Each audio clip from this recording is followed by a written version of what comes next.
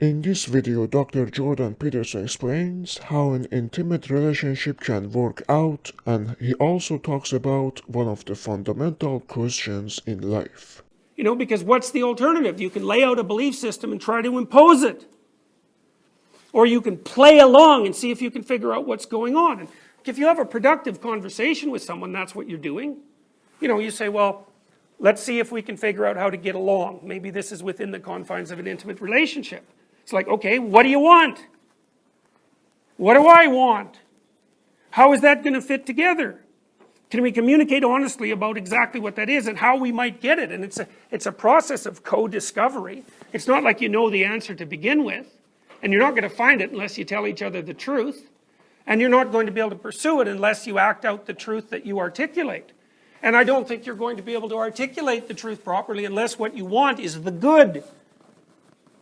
And that's a very difficult thing to figure out. But I think one of the things we do know after the 20th century, that the continual attempt to make the world as atrocious a place as possible seems to be searching in the wrong direction. Now, you know, I've tried this sort of thing for a very long period of time, because I think that what I try to do, is to say what I believe to be the case in every situation that I'm in, and to see what happens. And my experience has been that really works. Like, it really works. You can learn to get along with the people in your family and help them straighten out, and you can start to have a relatively beneficial effect on processes that are outside of your, you know, of what's right in front of you and within your grasp. So you can practice trying to figure out how to set things straight. And I have no idea what the ultimate limits of that might be. But I can tell you one thing, it certainly makes your life ridiculously interesting.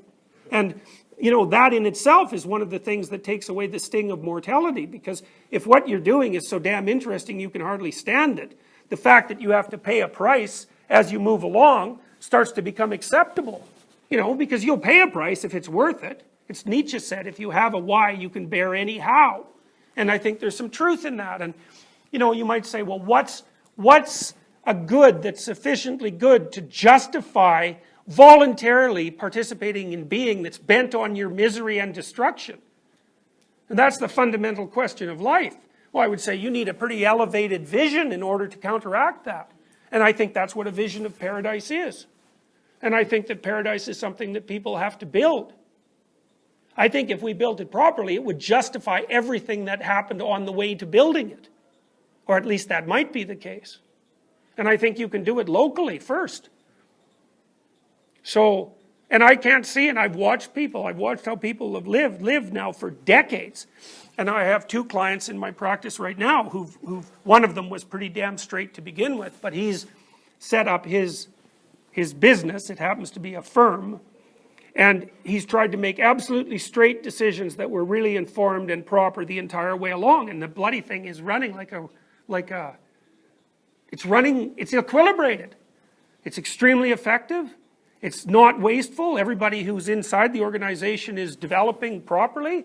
No one's getting screwed over. Like, it's an honest and straightforward enterprise, and everybody seems to be benefiting from it. And I have another client who was pretty damn confused and arrogant and resentful when he first started changing his life, and he put together a relatively small business, and I would say it's a low status business, but he's done it as honestly as he possibly could. And he tried to keep himself on the straight and narrow while he's doing it. And he's tried to give his customers outstanding service and to be clear and straight with them at every single choice moment. And that's lifted his cynicism, and it's made his business very, very productive and positive.